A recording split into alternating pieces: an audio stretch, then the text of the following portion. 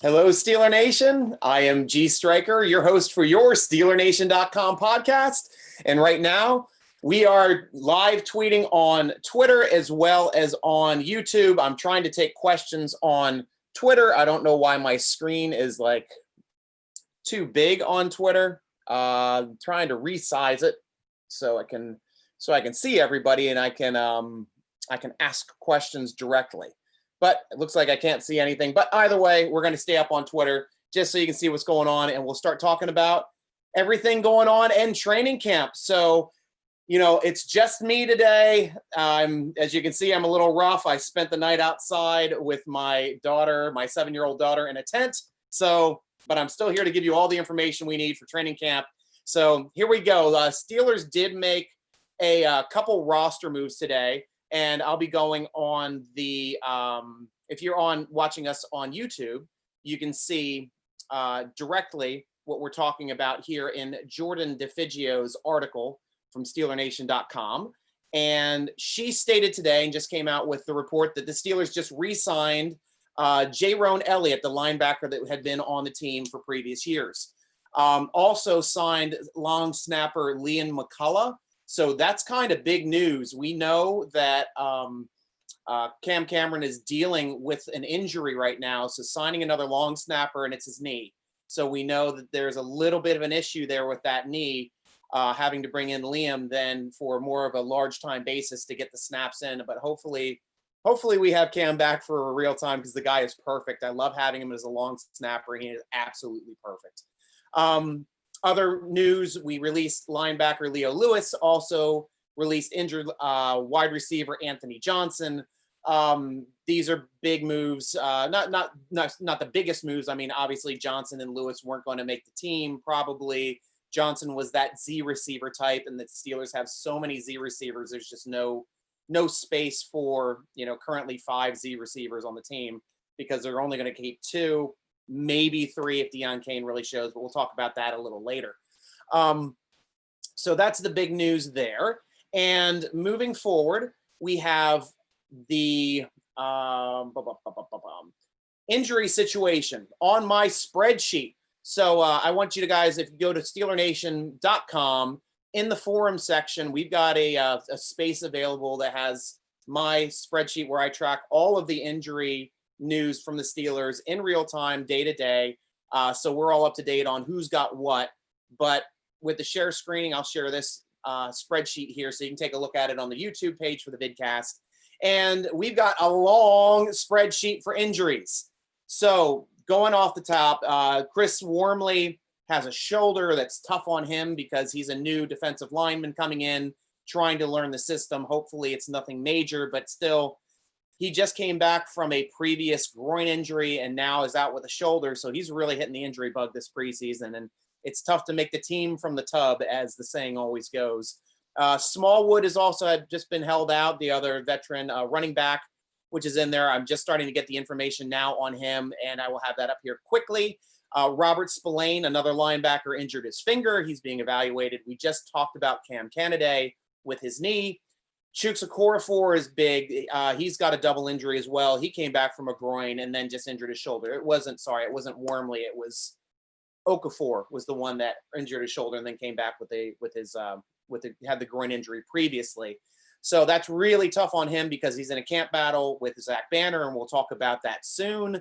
Derwin Gray, the versatile lineman from last year who played in training camp across all 5 positions from Maryland. He's dealing with a knee. Anthony Johnson, who we just released now, he's on the sheet, but obviously he's not on the team anymore with his knee. And Bud Dupree has a knee. So people are starting to get the bumps and bruises for practice. We got a couple older injuries that are still active. Kevin Dotson has a knee. Deontay Johnson with a calf. Terrell Edmonds, it's not known, but he's being held out of camp. Marquise Pouncey as well. Switzer has a foot injury. And now Juju Smith-Schuster has been held out of two practices previously. We'll find out today. Like today, they had an off day. So today we're going to know at 1:30. It's going on right now. So as soon as we get the reports in from the beat writers, we'll know exactly how the practices went. This sheet will be updated, and everybody will then know what's going on in the wonderful land of injury time for the Steelers. Moving on to COVID news. Awesome COVID news. Nobody on the COVID list at all anymore, not only on our team, but for the entire NFL for players. And that is huge. There was a big report that just came out. The tests were done between August 12th and 20th. There were 58,000 total tests done. 23,000 of them were for players, tests within that 8-day period. 0 positive tests, 0 out of 23,000 tests, which is huge. 58,000 total tests for all of the 8.5 thousand personnel that were done. There were 6 total positive cases league-wide. All 6 were personnel. All 6 are dealing with their own way to make sure that they are not positive for COVID. I know we had a scare last weekend when 6 Steelers showed up as being active on COVID. Turned out that there were 77 false positive cases from this lab in New Jersey. They had contaminated tests. They reran all 77 of those tests twice. So they know for sure it's positive. Every one of those players does not have COVID. This is not a conspiracy. Every once in a while, problems happen with testing. It's science. It happens, but they did it right. They retested twice. Everybody is golden. Good to know. Best news is there's no COVID in the league. And that's huge because this is probably the toughest league to have to deal with COVID, with how close players are with proximity. This is direct face-to-face contact on every play, every lineman, every tackle. So this is huge, especially when they're going to be, we have 32 teams. They're staying in their own cities, but with the isolation, everybody seems to be doing it well. I hope that all the players take this seriously moving forward once we get into the season, where, you know, their families and everybody, friends, are trying to stay safe, don't go out, play football, enjoy the game, play hard, and still, you know, socially distance the best that you can to provide for entertainment and your situation to be able to play the game that you love. And I can't wait to see football. And I'm really, really getting excited now to see some football, since I wasn't sure that this was even going to happen. We just didn't know. And I know, just talking with Ed Bouchette a few short weeks ago on the podcast, he saw a 0% chance of there being an NFL season this year. And now I have to strongly disagree with him. I'd say we're at the 80% level. I'm getting more and more excited every week. The 0 positive cases is the biggest thing for me. So fingers crossed, Steeler Nation. Let's go. Hopefully we got some camp coming up here pretty soon. Moving on to the camp battles, which we touched on last week. I want to update everybody on the way that we are pulling and deciding and think that the way the camp battles are going. Obviously, we are not there directly. I wish we were, but the Steelers beat writers are providing an excellent service. There's some great Twitter feeds. There's some great Zoom meetings that we're all clued into and we're checking out on. So here's what we see so far. The Filer-Wisniewski battle for left guard, it looks like it's Filer's. Doesn't even look like it's a battle really anymore. Filer's getting all the snaps, and that's understandably so. He was the starting right tackle this year, played very well in the one game that he played at left tackle against the Rams, and you know, he's the guy. So moving on to right tackle, we got Chuks Okorafor versus Zach Banner. Now it's become, it looked like from preliminary reports, and I was just listening to Alex Kozora talk about this today in his camp update as well. And he stated that from what he saw from pictures and some of the early camp news, it looked like Okorafor had the early jump. And that would make sense because he was the one that did start at right tackle last year in that Rams game and played very well in that game. And when they kept Zach Banner as the swing tackle eligible. But now Zach Banner is getting those snaps. So it's tough to win a battle when you're injured. Okorafor now dealing with that shoulder injury coming off the groin. He hasn't had a whole lot of time to even compete at that right tackle spot. The only constant across both players that we are getting from camp, both players are getting ripped up by TJ Watt. And that is understandable. TJ Watt is phenomenal. He's a phenomenal athlete. And, you know, of course, everything goes as the way TJ says it will go, because he is going to be feasting on right tackles in the NFL all year. So trial by fire, iron sharpens iron, as Tomlin likes to say. So might as well go up against the best in the league, third place in Defensive Player of the Year voting in TJ Watt to see who can really earn that spot at right tackle. But right now it's still up in the air, but looks like it's slanting heavily towards Zach Banner now that Okorafor just cannot be healthy on the field. Moving to nose tackle, it looks like it's down to Alu and Big Dan. It looks like it's Alu's because all of the coaches are coming out speaking highly of Tyson.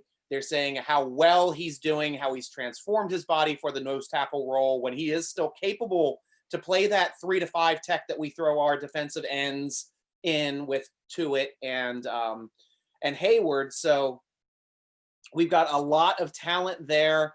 But it looks like Tyson is just running away with the competition again. But Big Dan still probably sticks on the roster as the backup. We will see. I don't know if anybody is up and coming because we don't get to see the really in-depth camp battles on the second and third teams to get to see who's getting the snaps, how they're doing productively against the people that they're matched up against, and how they do against drills against other linemen, which gives us a nice gauge on their ability to make the team. Lastly, I know last week we talked about third quarterback between Duck and Lynch. We don't have a good view into training camp. We do hear that Rudolph is doing well.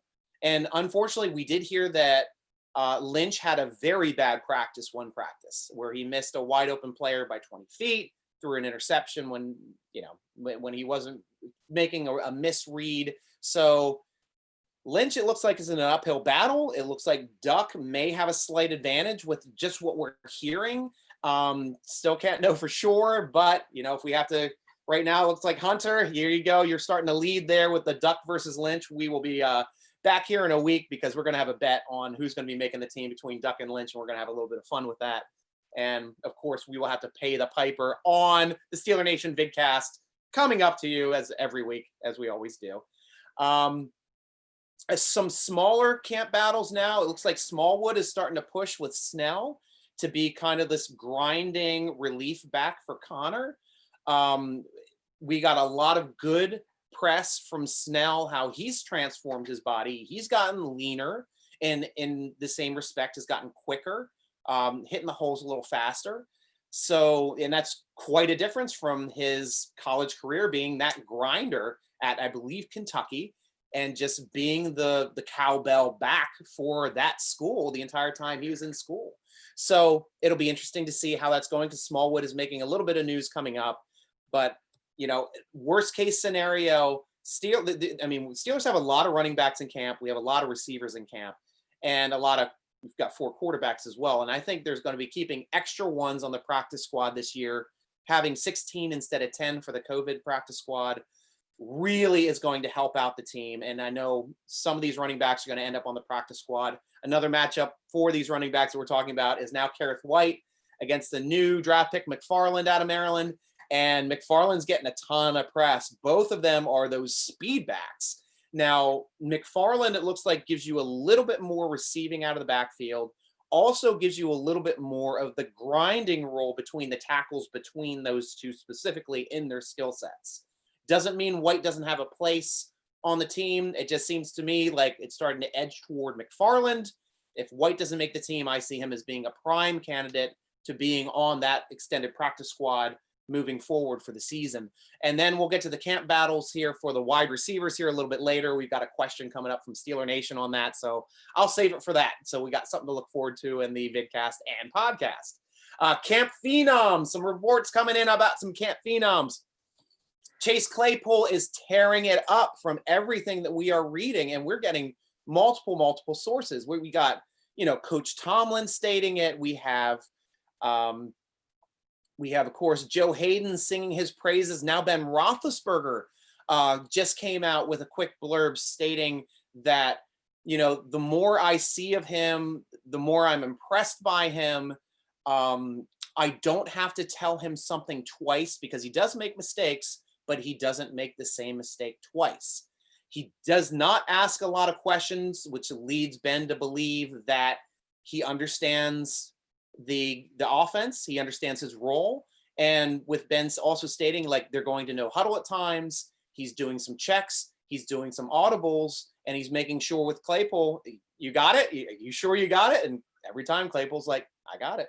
And they run the play, he's got it. So this is huge. I mean, for the Steelers to get Claypool on that big run of receivers, we'll look back at this draft. It's going to be one of the best receiver drafts I think we've ever experienced. And for them to be able to still manage Chase Claypool at the end of the second with so many receivers going ahead of them that were phenomenally graded receivers, and for the Steelers to end up with this gem still sitting there with the size speed ratio, and now it seems like the high IQ, which is what you need in this COVID shortened season to be able to make an effect, not only to make the team, of course, he's going to make the team being the highest drafted player, but he's showing he belongs, which is what Tomlin says. And then the other player that Tomlin says belongs in this league is Highsmith, our newest outside linebacker, who was picked just afterward from Chase Claypool. I mean, he was, he's a Division I player, albeit from a smaller school in Charlotte, but we know he understands the game. Even though he was 1 year as an edge, he's very good with his hands. He has more than one move. He's very savvy. He's very intelligent. So this is also something helping him out, his intelligence, the shortened COVID season, being a rookie. Looks like he's going to get some playing time and some big relief time, which is what the Steelers need when they're having to spell Dupree and Watt. Also, another linebacker talked about, inside linebacker this time, and that's Ulysses Gilbert. More and more press about this guy. We had a ton of press about him last year. He was making plays. He blocked a punt in last preseason game last year before he got hurt. Guy is a special teams demon. He is an incredible, he just seems to have a great motor, a good mind for the game, excellent tackler, quick. I mean, to have another guy like that the Steelers can eventually, maybe build in this roster, maybe take over Vince Williams. So you have two young, quick guys playing inside linebacker in the future. These are all good problems to have, but Ulysses is really flashing in preseason. We're good to, keep going, Mr. Grant. Let's keep watching you play. We also have another one here. Now, this is a vet that the Steelers brought into camp, cornerback by the name of Curtis Riley. If you're not familiar with the guy, played on the Raiders last year, spot duty, had a couple starts, but the year before he was drafted and played for the Giants, started all 16 games. He understands the game. He didn't have the best season, obviously, because when he went to the Raiders, he was not a starter. But in the Steelers, for training camp reports, he's out there. He's understanding the role. And I'm sorry, I don't know why I called him a cornerback. He is a free safety. Free safety, free safety. My mind is COVID time. It's 10 right now. So, but he's a free safety, and he's making all of the reads correctly from that free safety spot, which is great because the Steelers really have had trouble finding depth at that free safety spot. I mean, they had Cam Kelly last year, who actually made the roster, really wasn't that great when Davis went down with his injury and they put Kelly in there. They're like, oh, crap. And they lost a couple games before the Steelers made that trade for Minkah Fitzpatrick. The rest is history, fortunately, with Minkah, but the Steelers always tend to have these guys hanging around the roster with Marcus Allen from Penn State, more of a banger kind of guy, more of a, possibly money backer position, just like they drafted with Brooks this year. And then also you've got not Rodney Dangerfield, but the Steelers' very own Dangerfield, who gets no respect on the roster, I tell you. But he's always hanging around on the roster as well. We love Dangerfield. We give him the respect as a good, solid Steeler, big special teams contributor. But now to finally get another free safety in the mix to give you depth, give you a little bit more confidence going into a game. If you need to rotate him in, if a player goes down with an injury, that he can come in and spell and still play and keep that defense at a good level, at a high level, because we're expecting this defense to be at an elite level this year. Ben also talked about how the defense is winning the 11-on-11 battles, and look at them. They were top 5 last year, both in yardage and in scoring, and that's with a terrible offense. That's how good this defense is, because you have to take into effect that the offense was not holding the football, and all of the time they were on defense, as opposed to the Baltimore Ravens, who were always scoring, always on offense. Their defense was on the field for a much lower level, and of course had a good defense because of that. And that's usually when you benefit from having a good defense in this league is when you have a ball control offense or a productive offense that is at least scoring to force the other team into a one-dimensional approach that you can attack with your defense as built. So another good thing, obviously, to look forward to. Now, I want to talk now about Big Ben, because that's really the biggest camp phenom, in my opinion. It's why I'm repping my 7 Big Ben jersey today. And I am just nothing but excited for Big Ben on how he's taking his approach to this year. Go over to YouTube. There is a really neat video here from Rep One Sports, and I'm going to be playing this in the background on mute while I'm talking on the YouTube page. So if anybody's on the vidcast, you guys can enjoy this and view this as we're discussing it. But please check out this article or this video on Ben. It's 14 minutes long, and it's part 1 of 2. And this basically, it's he and his wife Ashley, and they go through and discuss what happened with his arm, and basically all the way through his injury last year. So, the big stuff is,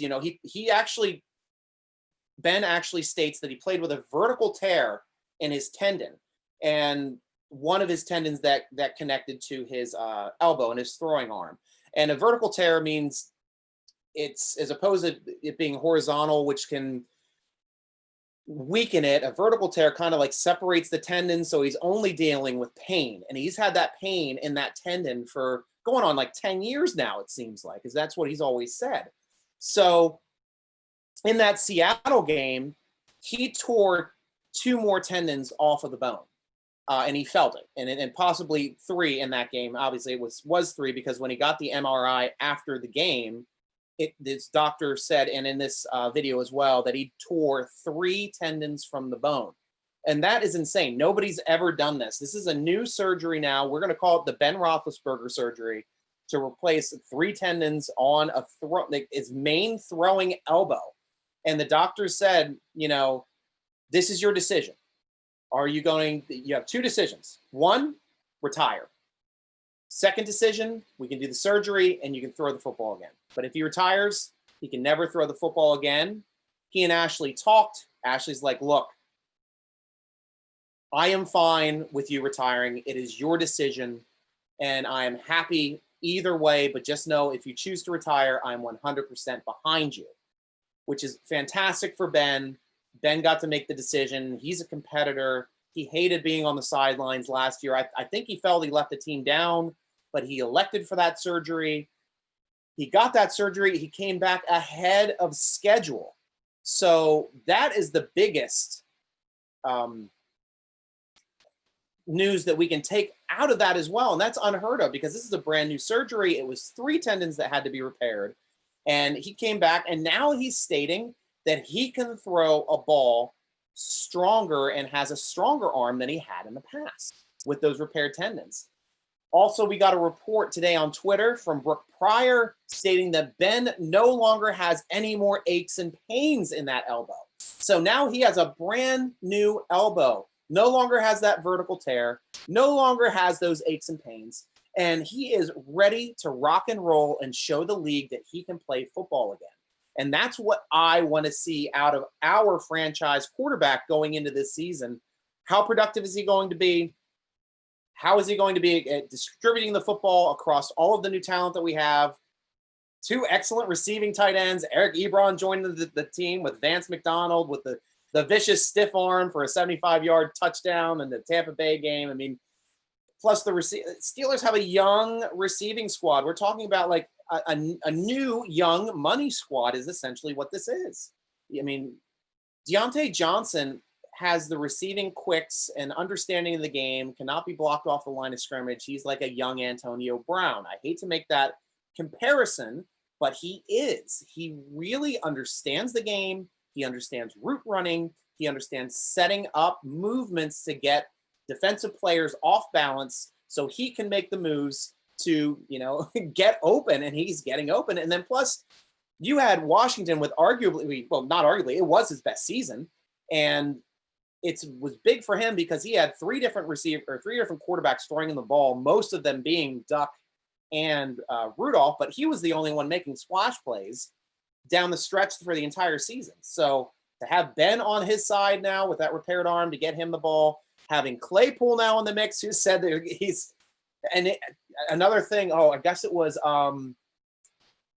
oh goodness, it might have been Colbert that stated that if Claypool was in the game against us, we'd have to figure out a way to double him.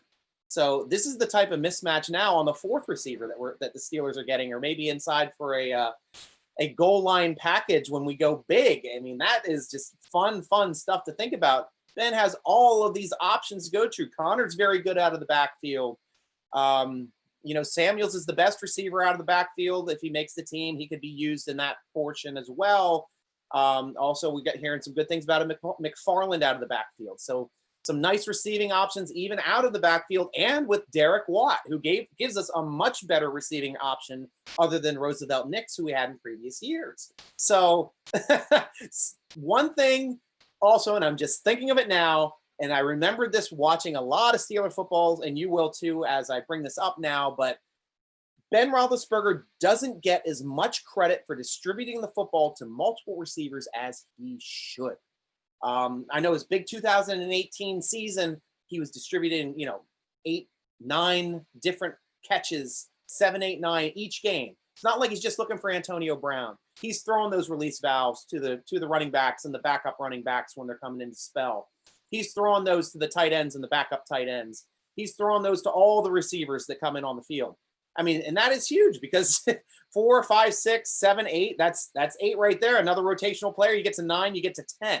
And he's made those in the past. He wants to hit the open guy, and that's one of the things that he's really gotten better at as he's matured as a passer in this league, finding that open receiver, hitting that open receiver, keeping those chains moving the football down the field. So that's great stuff to see out of Ben. But one thing that I want to address about Ben Roethlisberger, and I think this is probably as unfair as it gets. And it's the media bias against Ben Roethlisberger, because even with this great video that just comes out about him, making a big change to family, taking responsibility for his actions, his locking down his beliefs and his faith in God.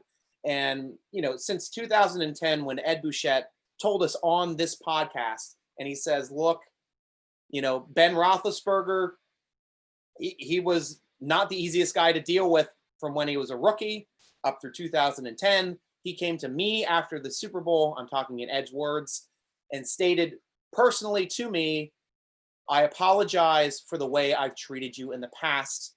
I just want you to know, moving forward, you will have a completely different Ben Roethlisberger. And that is verbatim from Ed Bouchette. And since that time, we have seen a change locally from Ben Roethlisberger.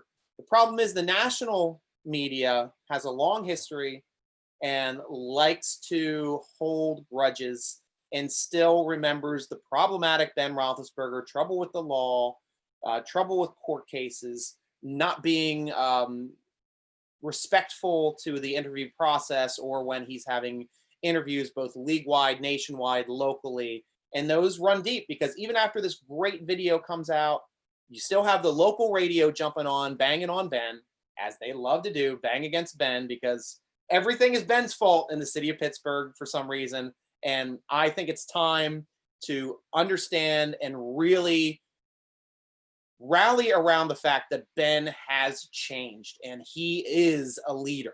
Ryan Clark also coming out with a report, or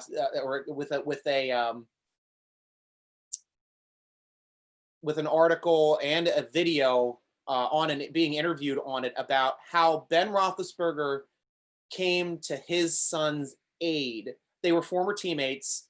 We obviously know Ryan Clark has spoke out about Ben in the past because he was with old Ben. He was with Ben when he started to change his life around. So Ben understood that. In a tweet, Ben actually reached out to Ryan Clark when he heard that his son was dealing with a racial issue, a racial problem against him. And, he texted Ryan Clark directly. He says, I know we've had our problems in the past. I just want you to know I'm thinking of your son, and I'm willing to do whatever he needs to listen to him if he wants to reach out. And they communicated back and forth. And the biggest thing that Ryan Clark had to impart in that was that he did address, look, I'm Ryan Clark. I don't always speak nicely about Ben. Ben addressed that and stated, but he still wanted to make a positive connection with my son who is hurting.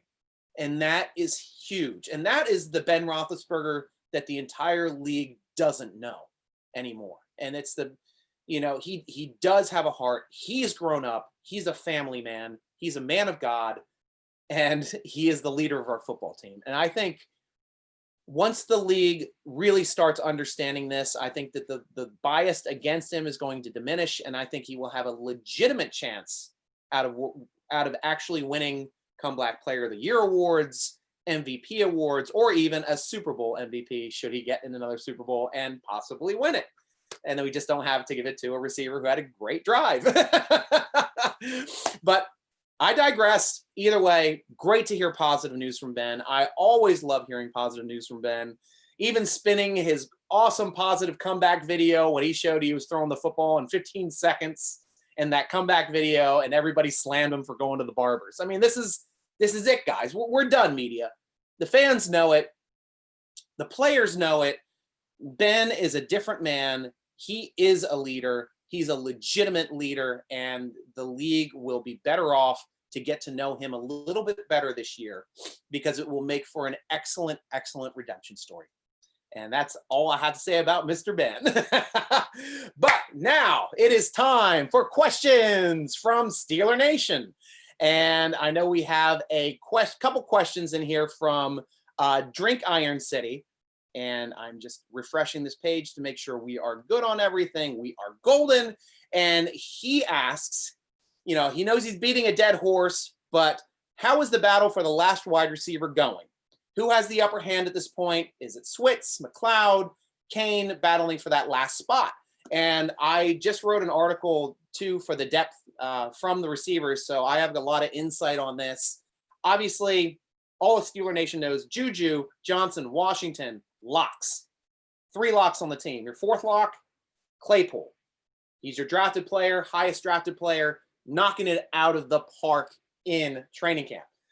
Those are your 4 locks. Now you have a lot of people on the roster, and the Steelers are actually very, very, very Z receiver heavy.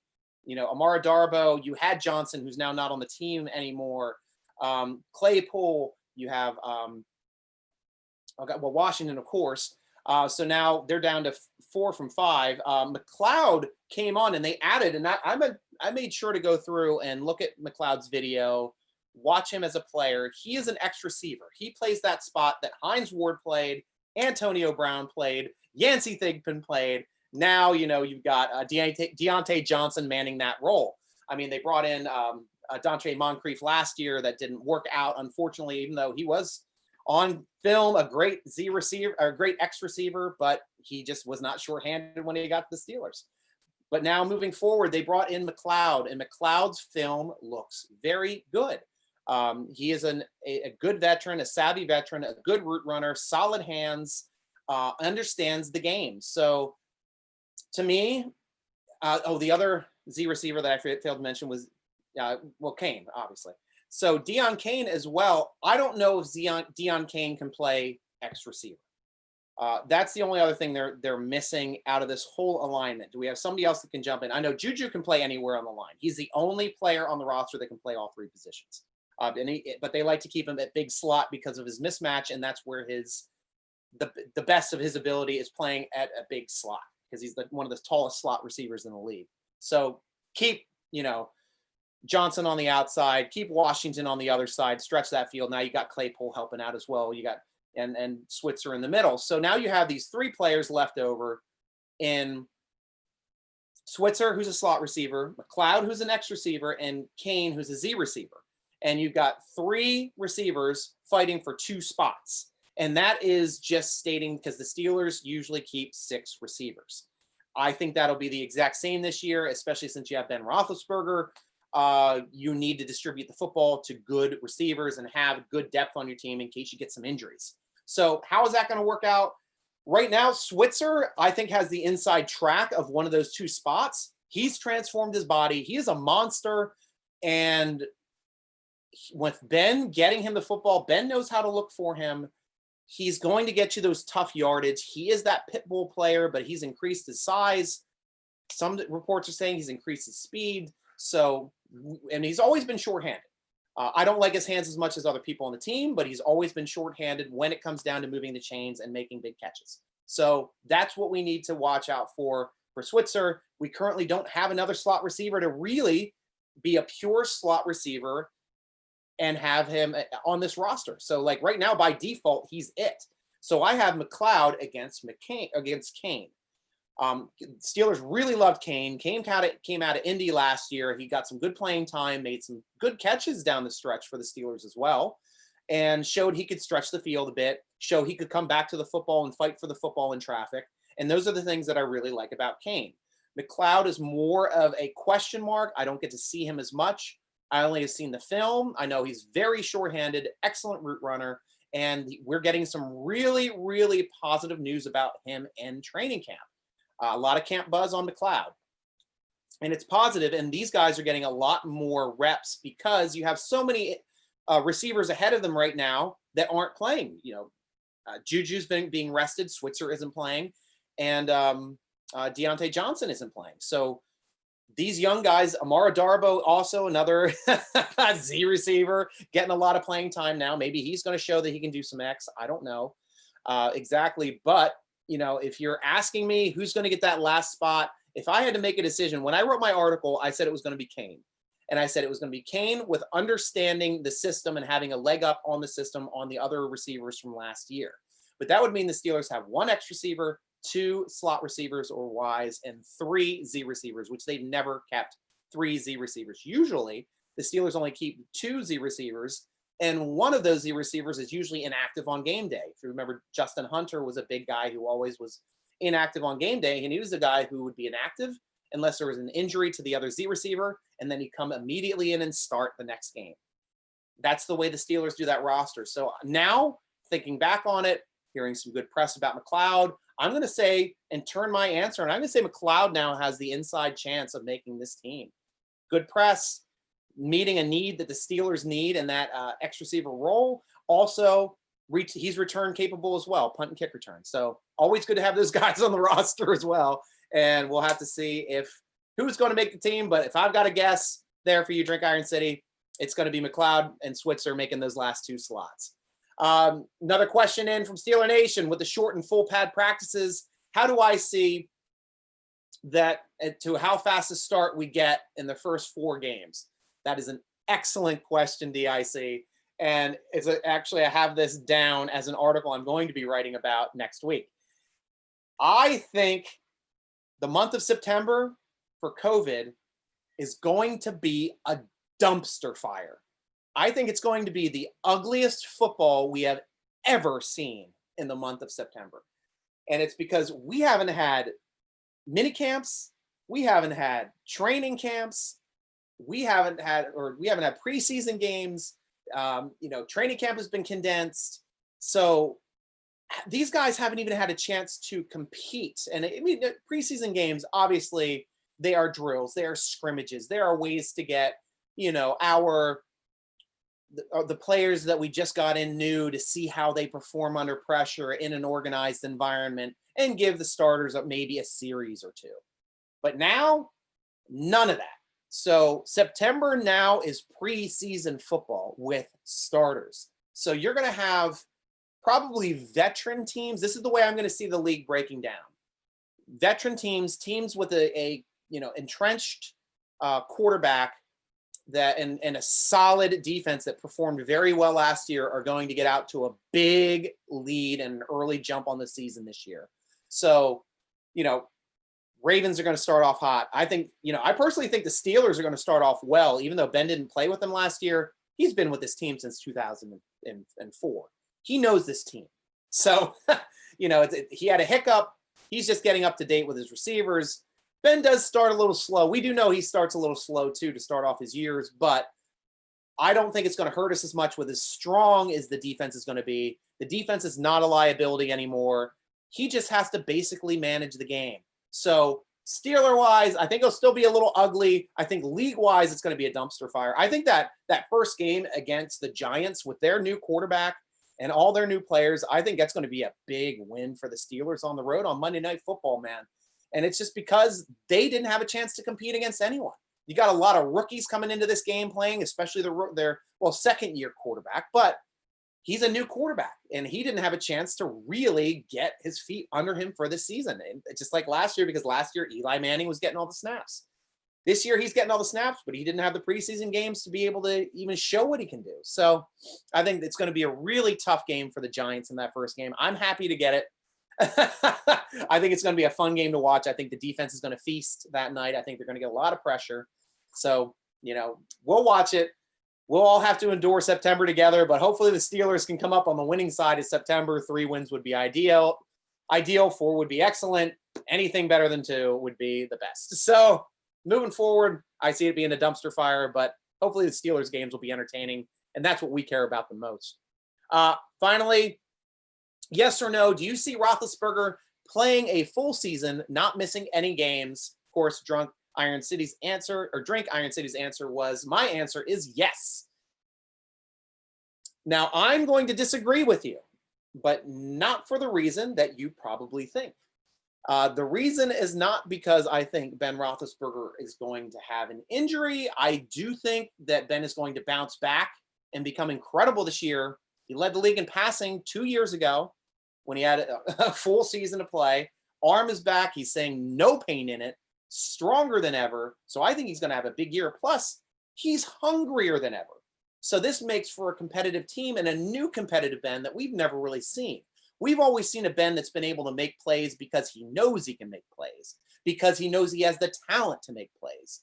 Now we have a Ben Roethlisberger with a fire to make plays for his entire team. He knows the end isn't soon. He knows he does not have a lot of football left in front of him. This is his time to make a difference. His favorite player was always number 7, John Elway. Growing up, Elway finished his career with 2 Super Bowl wins and then walked off a champion. I'd love nothing better for Ben Roethlisberger to do the exact same thing for the next 2 years. But this year, he does have a good chance of doing it. An excellent chance. Everybody, this is my cat, Lexi. She is joining the vidcast because I have not been giving her attention. So, but I see Ben coming back, healthier than ever, stronger than ever, which means it's going to be a competitive year, which means they're going to have a lot of wins. We've got an extra playoff team making the playoffs, 7 now. Only 1 team gets a bye, which means a lot of teams that are playoff bound will be resting starters. And I think Ben will miss the 17th game of the season because they will be resting him, preparing for the playoffs, because with only 1 team getting a bye, you now have to rest your starters in the regular season. That's just going to be a team meta strategy moving forward. And that's the game I believe that Ben Roethlisberger will miss this season. So at least I don't think it's going to be because of injury, and hopefully their offensive line will keep him upright, because that's what we need. We need him to be up and moving and doing a great job. So this is an exciting year for me. I'm actually really excited. I hope you are too, Steeler Nation, because it's tough to get excited about football during a year where we don't have sports. And it's tough with this uncertainty about how COVID-19 is going to affect the league. But I do have a optimist. I've always been an optimist. I'll give you that. But I feel that this is a different Ben Roethlisberger. And if we have a different Ben Roethlisberger with our different defense that we know is already performing at an elite level, I'm just chomping at the bit to watch this team. I really am. And it's the way I felt in 2010 before that season. And I hope the same thing happens, because James Harrison ran off, became Defensive Player of the Year that year. Could have been a Super Bowl MVP as well if he didn't punch somebody on the ground, but longest play in Super Bowl history, was a big turning point in that game and led to that Super Bowl victory.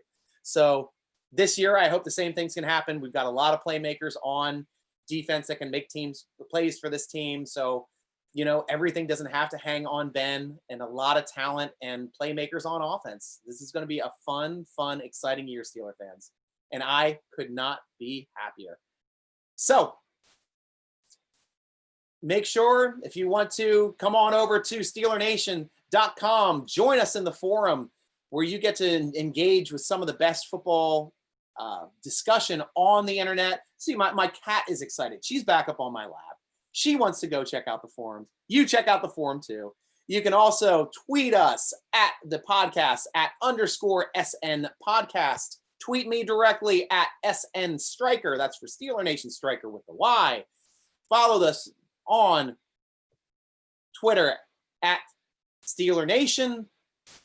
Follow us on Instagram at Steeler Nation. Come on over, check out our awesome gear page, our awesome t-shirts. Make sure you subscribe to us on Instagram so you have a chance to win autographed merchandise every week. Every Monday, we got a new piece of autographed merchandise, and then we end up giving it away every Wednesday. So when we have the podcast being between Monday and Tuesday for starting for the season, we're going to be talking about that in depth a little bit more, and then we'll be able to tell you and show you exactly what you'll be able to win. So that's the easiest way to do it.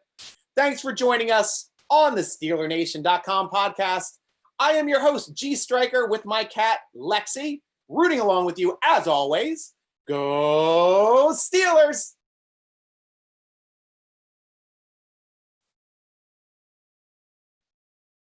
I have to figure out how to end everything